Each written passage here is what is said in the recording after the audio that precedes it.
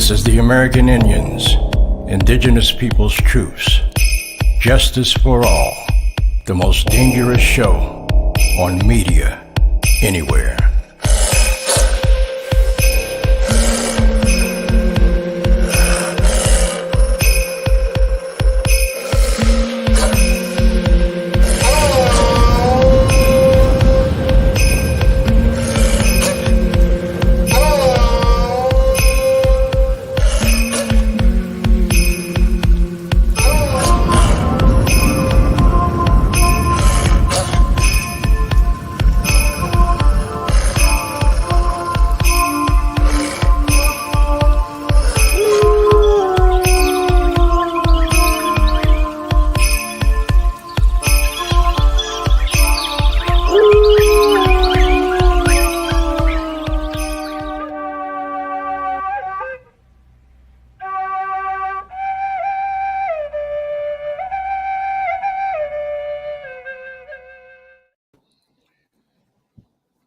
OCO and greetings. Hi, Leslie. How are you? Hello. How are you? Halito.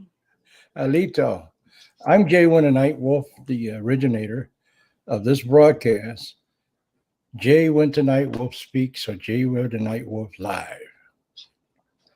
We have two very interesting people on with us tonight. I've known them for quite a while. And I think it was less than 2 years ago, I performed their wedding ceremony here in Maryland with all the right paperwork. My good friend, Cesar Lopez, and his wife, FABIOLA Lopez, have been victimized by this United States government. Cesar was in the United States Marine Corps, where he served honorably and was honorably discharged. But he's catching hell trying to get his citizenship. So Cesar, are you there with me? So before we start, we need to do our land acknowledgement. Okay. So I'll go ahead and do that. Let's pause for a moment to acknowledge the traditional stewards of the lands that we reside on, and especially their ancestors, descendants, and all indigenous people who live now and have ever lived on this land that we call Turtle Island and beyond. But more than acknowledge, let's honor and support our existing indigenous communities by helping them continue their land-based practices, traditions, and way of life, by dispelling false narratives about their history and people while promoting their authentic truths, helping them heal from past wrongs and offenses, and assisting them in protecting and restoring back to health the land, nature, and the water, which brings life. Absolutely. Thank you so much for that, Leslie. So let's go ahead and bring in Cesar and Fabiola. Oh, absolutely. Cesar, Fabiola, how are you? I didn't hear them, but Cesar and Fabiola were here. Okay. Hold on 1 second. Can you hear them? We heard a little bit. Maybe Jay was talking, but we couldn't distinguish what he was saying. Okay, give me 1 second. How about now? How about now? Can you hear me now? Can you hear me now? No. Okay, can you hear me now, Cesar? Let me try something else. I'm going to pull them out, and let me just try something else so that you can hear them. Okay.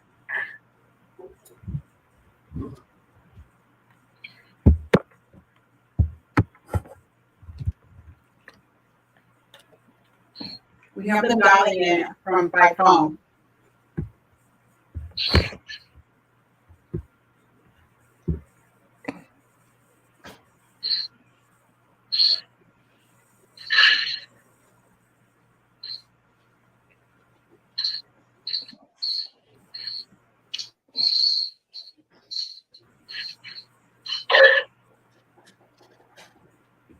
All right.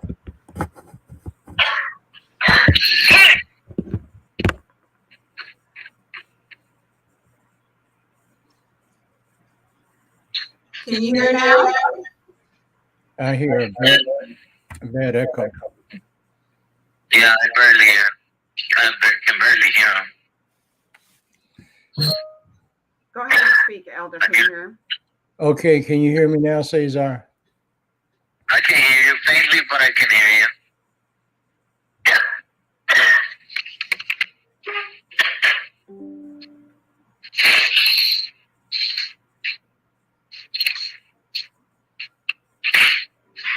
There's a lot of background noise. It's not coming. It's not coming from here. All right. Let's go ahead and start. Cesar, Yes, sir. it's been a great honor to meet you and know you and Fabiola. Hi, Jay. Thank you, sir. It's a pleasure knowing you and having you in our lives. Absolutely. I remember when we performed your wedding ceremony here, and I could say, Beautiful. Thank you. I could say Indian style, the way we used to do it. So I want you all to give me your story. So let's start with you, Cesar. You got a very interesting story, and you have always been dedicated to taking care of the soldiers and the Marines. Tell us about that. Well, Jay, I'm a Marine like yourself, and being a Marine has been one of the greatest honors in my life that I had serving my country. And I love the Marine Corps, but I also found out that we're getting veterans deported, and that's something that goes against our beliefs of being a Marine, never leaving a man behind. Mm-hmm. And I dedicated the last 10 years of my life to correcting that injustice.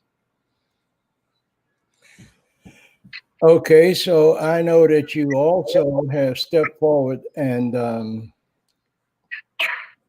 done some amazing things. You even did a video on it. Tell us about that video. Well, sir, one of the ways that I thought it was going to be to raise awareness on this issue was to start doing,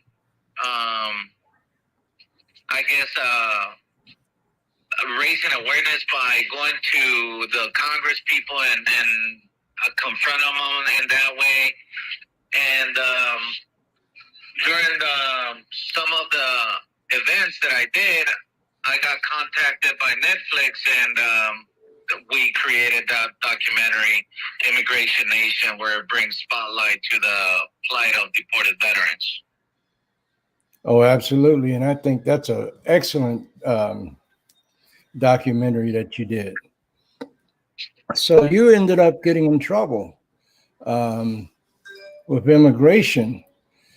But I have to point out that when you were in the Marines, you had resident status and you served honorably. So is this the way they repay Marines or service people that are not from this country? Is this what they do?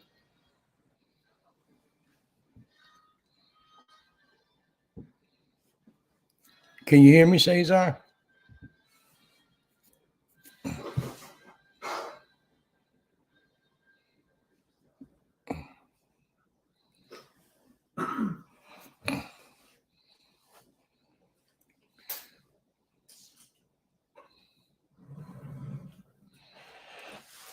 Shall we continue, Leslie, or should we set this up for another time when we're not having all these problems?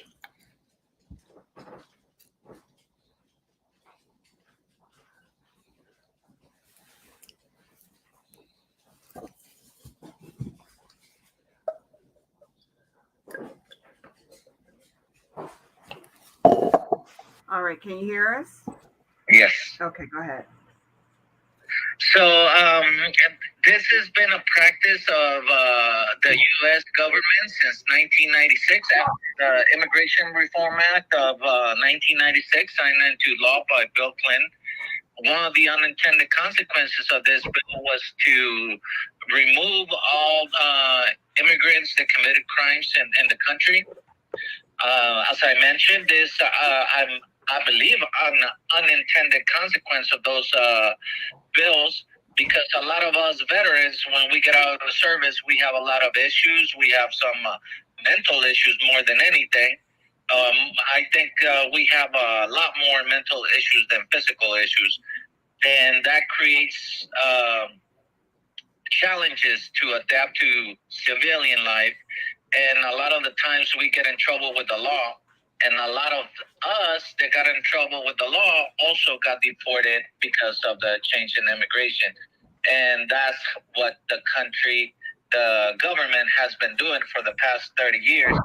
But yeah, I still, there's a common saying for some of us veterans that we love our country, but we hate our government. That's where we are right now. Can I just interject right here?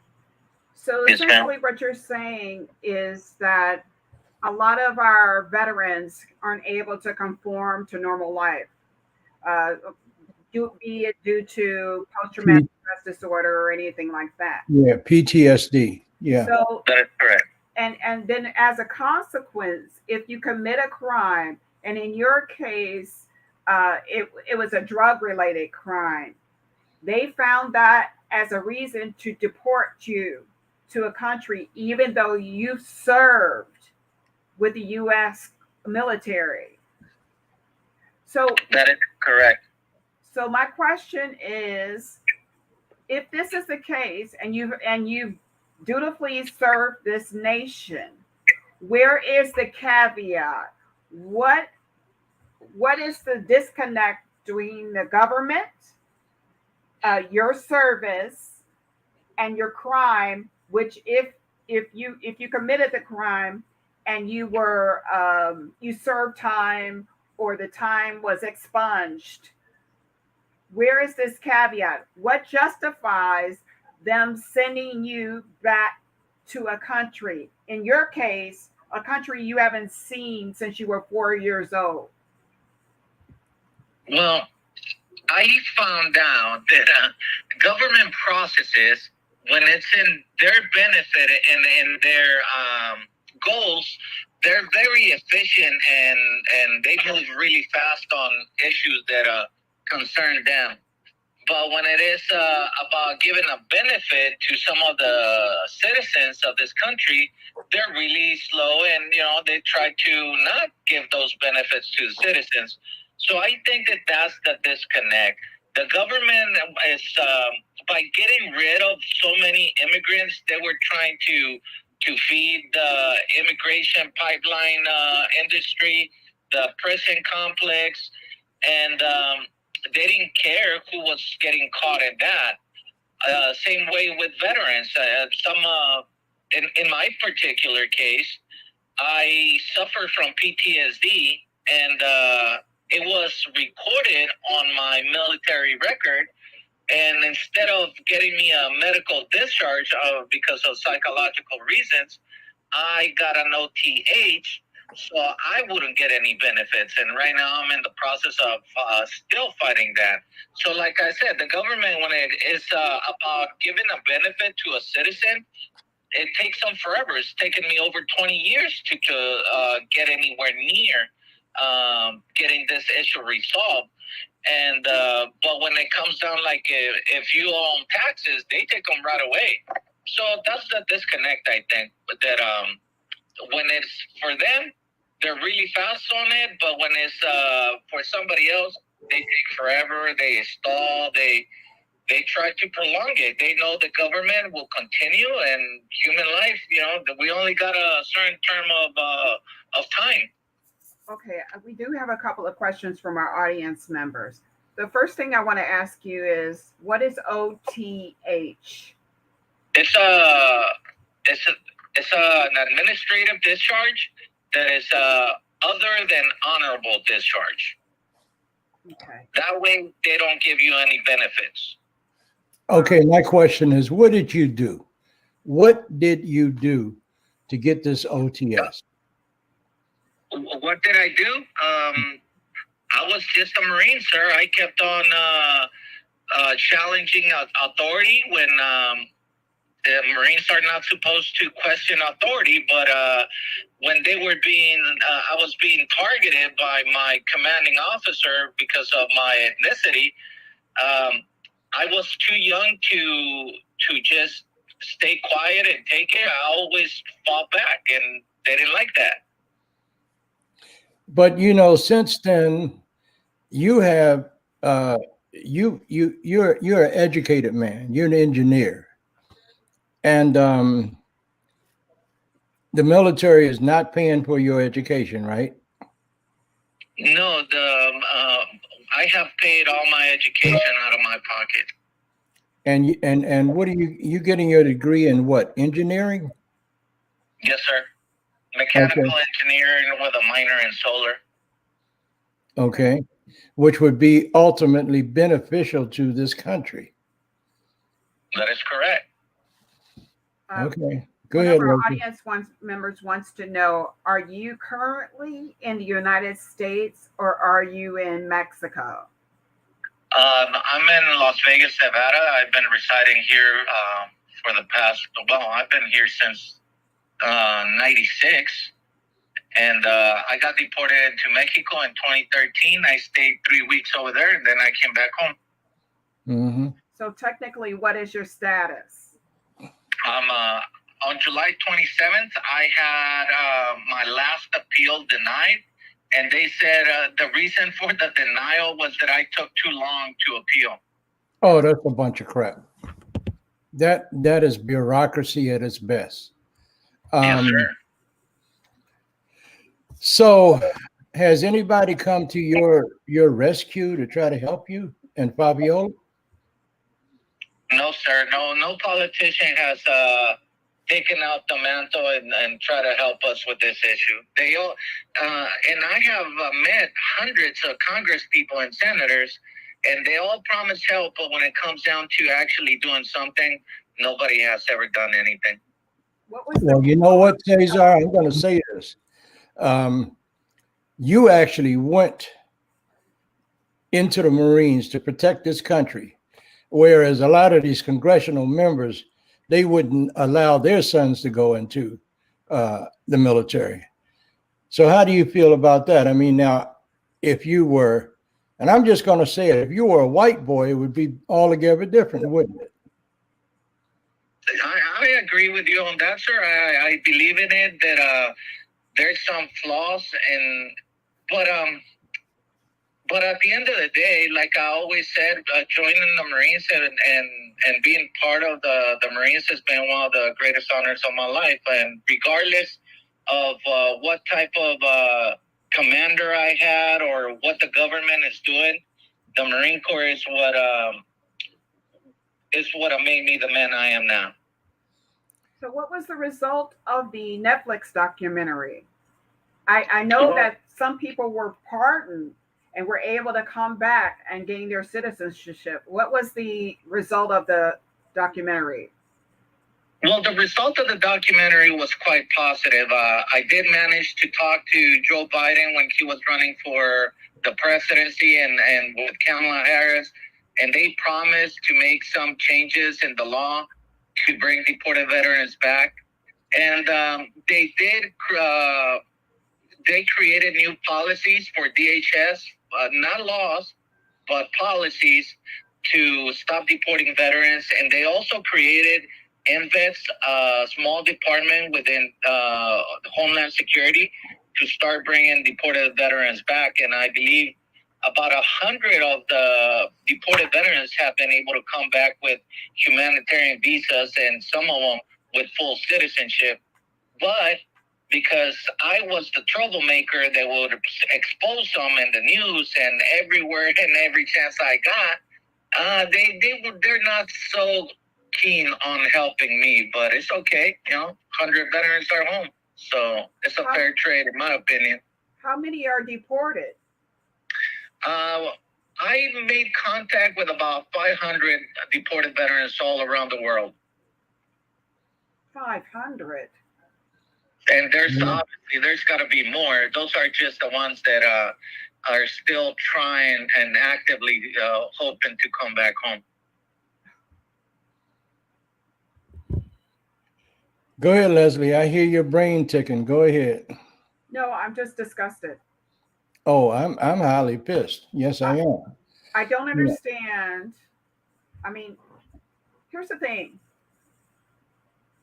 The military is usually pitched to individuals who are of color and I have a certain socioeconomic status.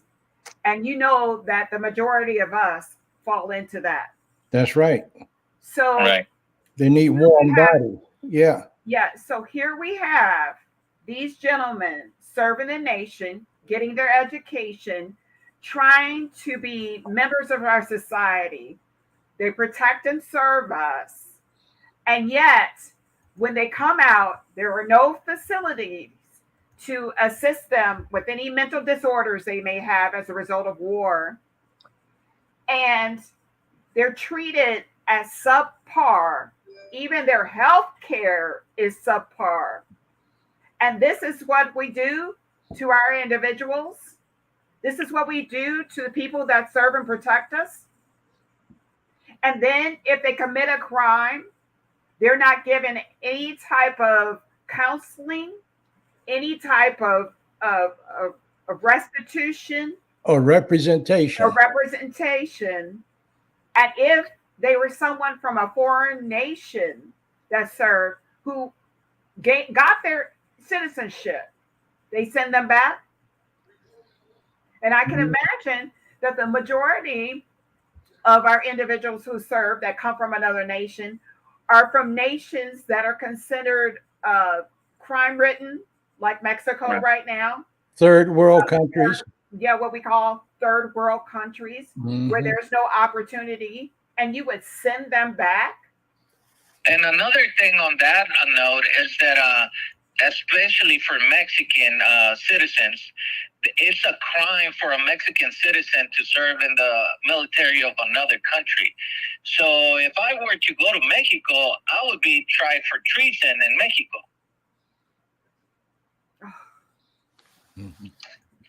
So I can't go back and I can't stay. Where do I go? Have you been bothered by immigration since you came back? No, that's one of the funny things, because the first time they deported me is when I was coming back from vacation, and it was totally unexpected. Not in a million years I thought that the U.S. was gonna ever deport a veteran, and when it happened, that's when it was like cold water on my face, you know. And when I came back and I started making noise in Congress and Senate. I told them, if you guys are going to deport me again, you're going to do it in my dress blue, so you know that the American people know for sure what you guys as government are doing to veterans. And it's something that I never got approached by Homeland Security. Not after that. My question, what was the process of deportation? What was that like? The process was that I came into on the international flight into the Houston airport, and they detained me there. They kept me for about 24 hours at the airport deportation station, and then from there they took me to a detention center outside of Houston, where I was there for 4 months when I was trying to get a lawyer to help me. 4 months? 4 months, Cesar? Yes, ma'am. They had me locked up for 4 months. And they said that the reason they had me locked up is because I was going to run away and not report to court. Oh, that's a bunch of BS. You know, that's nothing but the white man doing that to you. You know, they won't send their sons to war, but when we decide to go to protect this country, what do? They kick us in the butt. Right. And and I know you don't want to say it's racist, but I'm saying it for you. it is a form of racism. Oh no, it's obvious. Oh yeah. And that's the other thing. It's obvious that it's a racist process. It's a racist procedure, and but it's still in the books. That's our that's the way we operate as a country when it comes down to immigration and serving veterans.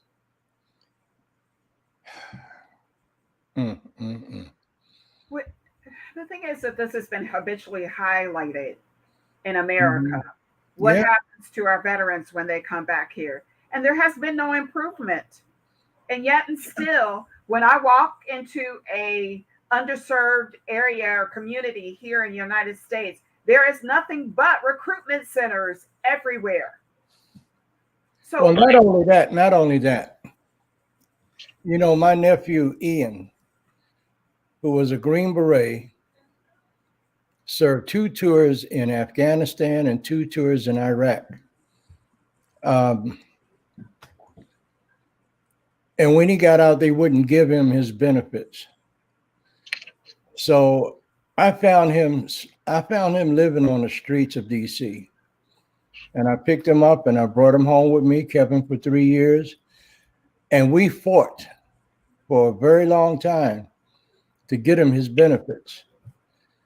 And he was suffering with PTSD so bad that 3 or 4 o'clock in the morning, I could hear him because he was in the bedroom downstairs in my home. They're coming after me. They're coming to get me. They're coming to get me, Uncle Jay. And I would walk down the steps and turn the soft light on, and I would have to call him. I said, First Sergeant Ian Simpson. Sir, yes, sir. Who's that? I said, it's my Uncle Jay, boy. I said, nobody's coming to get you. You're in my house. Oh, I thought they were coming to get me. I said, no, don't worry about it. Now, if that's happening to men of color that are born here in the United States, it's got to be at least 100 times worse for men and women of color that have served honorably from other countries. It's a crime. It's a crime. let me just say something. I also have something to add to that. My stepfather was a Vietnam veteran. He served his country. And for many years, he fought because they had given him the wrong Social Security number. Oh, yeah. He had to prove that his Social Security number was wrong. He had to take it all the way to a Missouri senator. And finally, at the last 10 years of his life, it was resolved. But let me tell you what happened. My stepfather was in special services, special forces. Mm-hmm. They expunged people's correct Social Security number On purpose. On purpose. He came back and he had accommodations when they found out, when they put him under his correct security number, Social Security number. He had a Purple Heart for doing special forces during the Vietnam War. And in his last few days of his life, or last years of his life, he was very troubled. He did not go to sleep peacefully. Yeah. That was in his mind. That war was in his mind. Now, one thing I could say about the Veterans Administration, he went with his other, battle mates and talked over his issues. I'll be right back. Go ahead. But the point is, it took him that long to prove that he had served, that he had rightfully served, and that he deserved all the credit that he needed to receive. So if this happened to a U.S.-born citizen, I can only imagine how this must affect young men who come here trying to make a better life, go to get an education, join the military, and find out after they commit a crime and they're not given the services they need after a war, that they have to go back to a battle zone. I mean, it's just sad. And yet, Cesar, you still say, I love this country and I love serving. I do. Because I grew up American. I mean, it's like an abusive relationship, you know. Like, I guess I must be having a little bit of Stockholm syndrome because I've seen the best of America. And I've seen the worst of America. Unfortunately for me, I also received some of the worst parts of America, but none of the good parts of America. Not yet, but I'm still fighting for it. I still believe in the dream. I keep on getting in trouble, in good trouble, necessary trouble, because that's what I learned growing up. So it is what it is. Some of us have a bad draw on the cards of life, but we got to do the best we can with what we are given. And that's what I'm trying to do. Just trying, while the government keeps on putting me down and saying that I'm a criminal and this and that, I'm trying to show them that I'm not. I haven't done anything wrong in the last 22 years. I'm getting my engineering degree pretty soon. And it's up to them. If they can still see me as a criminal, then it's not my problem. I made my peace with God. I made my peace with myself. And I'm just trying to move forward and try to open the eyes of the country to the injustices that some of us immigrants and persons of color, we face every day. Let me just add something. But I do want to say something real quick, Elder. Mm-hmm. Most of us, the people of color in this country, love this country. Mm-hmm. And yet we're treated the way we're treated. Yeah. Yes, ma'am. Well, I got a story to tell you. My good friend, Eagle Claw Victorio, who was the great, great fifth generation of grandson of Chief Victorio of the Apache Indians. He fought in Vietnam. He was special forces. He won all kinds of accommodations. And then he passed away about 2 years ago from cancer. His wife, who is a very good friend of me and my wife, she just passed away about 3 weeks ago from cancer. Okay. And she had been fighting for years trying to get Eagle's service records. She found out from somebody on the inside that they had expunged all of his records and everything else, only because he was a man of color. He was a Native American. Why is it that they continue to do this to us? And why won't they go after the criminals that happen to be their white sons for things they do? They find excuses. They find ways to remedy the problem. But for us, it's a one-strike deal. You do something wrong one time, or if you're suspected of doing something wrong, then they're coming after you. And this is the same mentality that they brought across the Atlantic Ocean 600 years ago when they decided that they didn't want what they had in Europe, and they came over here and put their feet in our pristine waters and bountiful homelands, and they wanted what we had.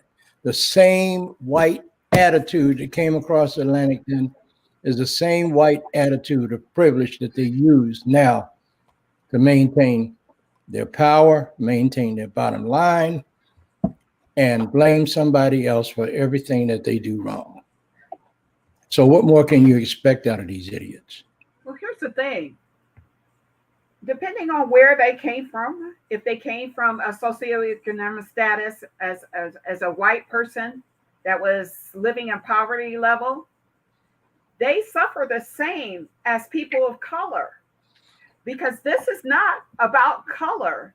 This is about socioeconomic status. That's what this is about. Right. So the lack of support for the poor, the immigrant, and the person of color in America when they join the military is the same. Most of these you would say people that have position in America, their The sons and privilege. daughters, yes, their sons and daughters don't serve as privates or anybody else that goes Mm-mm. first in battle. No. They obtain a higher level position. So this is what's happening. We're living in a, I would say, a created caste system here in America. Mm-hmm. 100%. And you know what? I had a real good friend, lost him about 10 years ago. He was a very famous Indian. His name was Dr. Jack D. Forbes. And he was professor emeritus at the University of California, Davis. He wrote the first proposal for the first American Indian University called DQ University. And at the same time, he was a visiting professor to Oxford University in Europe.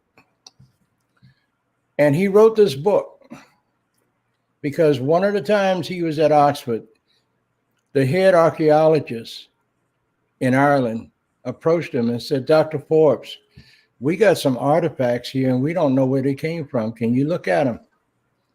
He looked at them. He said, these are Native American artifacts. Well, where did you get them? Well, we just found them. We don't know what to do with them. And he discovered that before the white man came here and claimed that he discovered America, Indians from the northeastern part of the United States sailed across the North Atlantic and discovered Europe 100 years before Columbus said that he discovered this place. So this goes back. I mean, this is a deep hatred that they have for people of color. And you know, the first people that came here to America to see us were the Chinese. This book tells the truth. The second people to come here were the Phoenicians.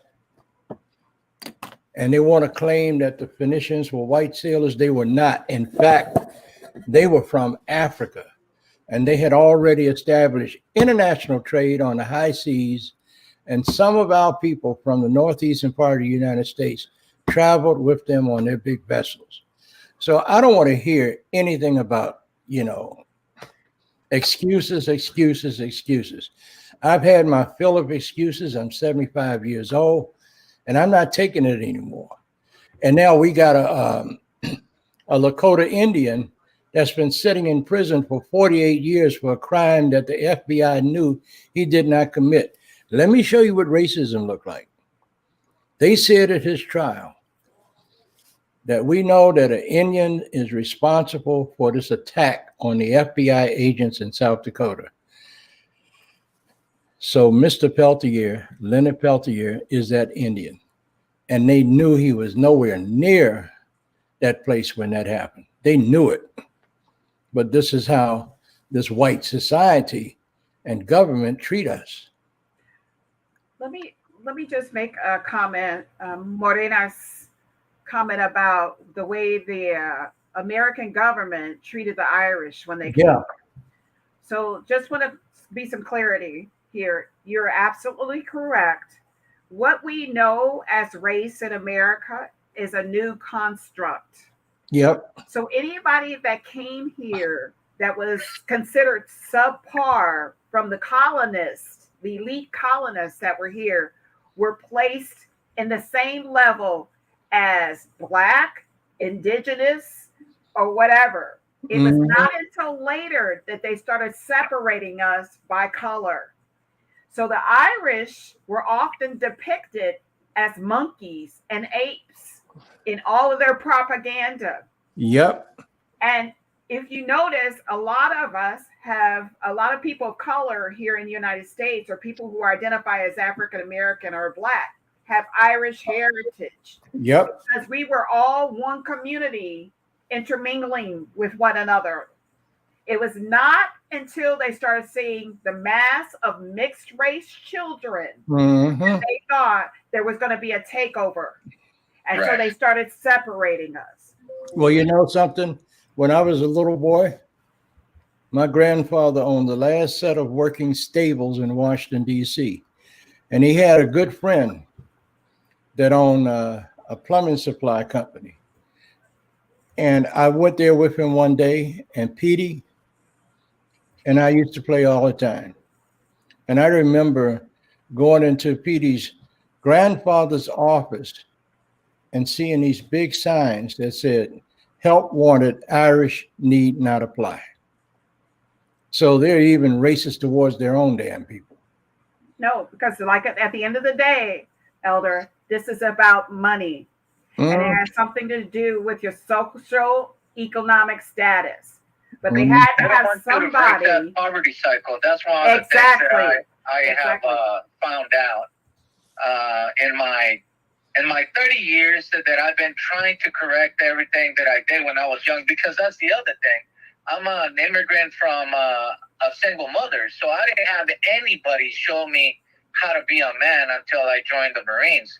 And not having a male figure in my life, a father, I think it sets you back. But I did manage to see that early on in my life.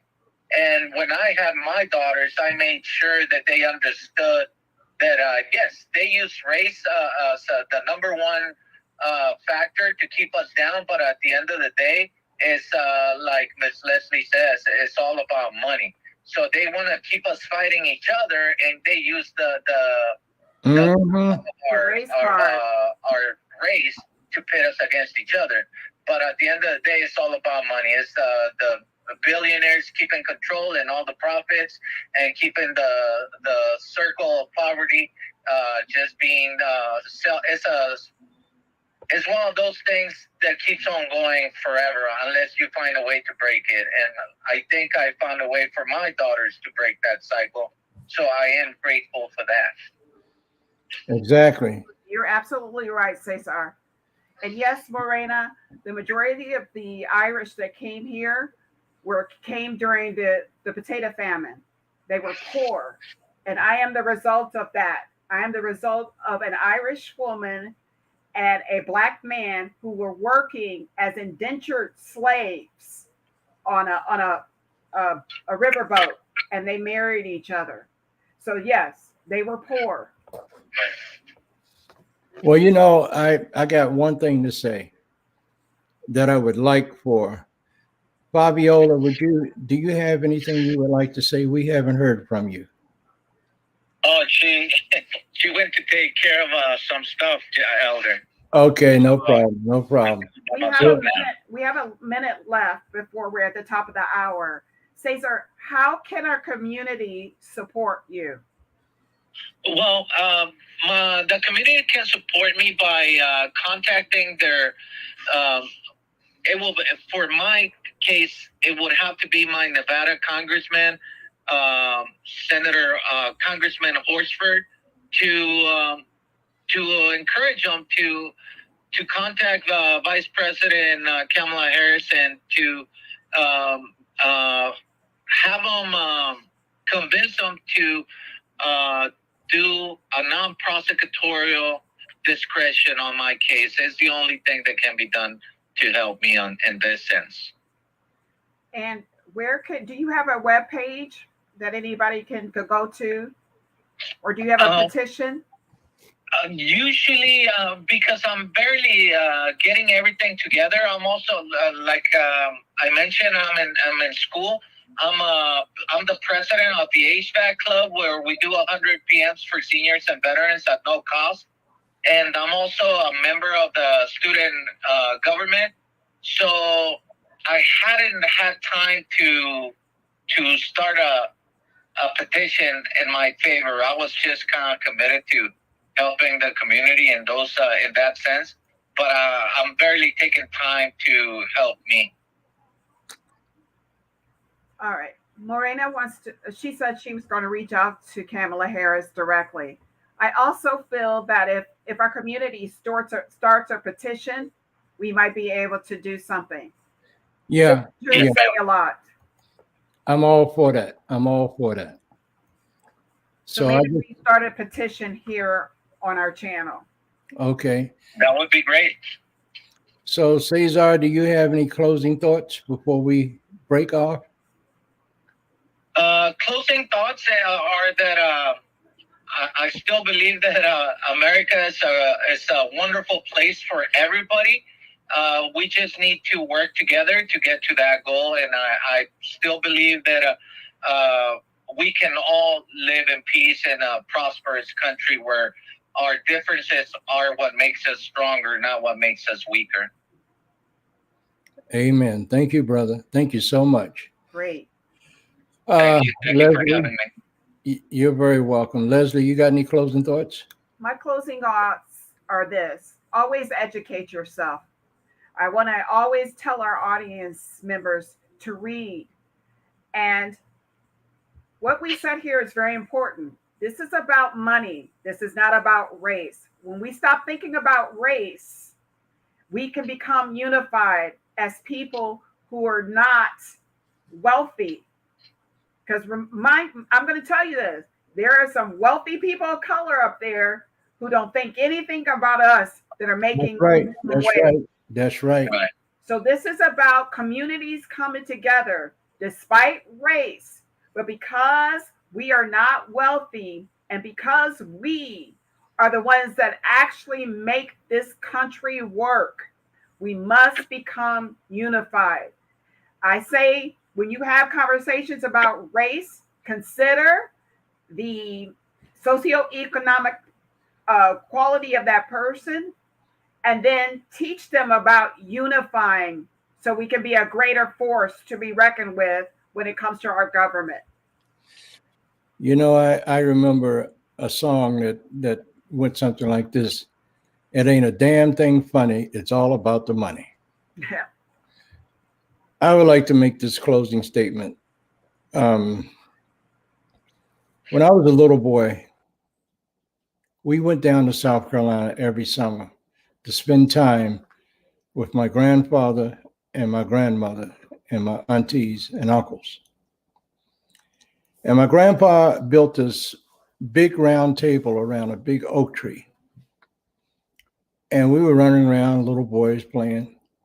And he would come out and look at us. He said, do you boys know what it's all about? And my cousin Mikey would say, no, Grandpa, what's it all about? He said, your brother or your sister do not have to look like you to be your brother or your sister. He said, it's not about the color of your skin or the color of your eyes. It's not about the clothes you wear. It's not about the texture of your hair. It's not about any of that. And he would look at us and stand up and he would say, do you really want to know what it's all about? Mikey would say, yeah, Grandpa, what it's all about. It's about how you treat my heart. That's what it's all about. So America, you need to wake up. Wake up to the reality of the truth about why we are here. I believe that God put us here to take care of each other, nothing else. To make a way out of no way, nothing else. And when the potato famine was going on in Ireland, it was a Native American tribe that put together their pennies and sent stuff to Ireland so that they could survive. So think about that. Think about your humanity, not about your color. Think about who you love and why you love them. So I'll say to you again in the words of Cherokee, Danada, Goai, Wado. And Wado in Cherokee means thank you. Thank you all for tuning in tonight. I love you all of you, even those of you that make it almost impossible to love. I love you in spite of yourselves. Talk to you next week.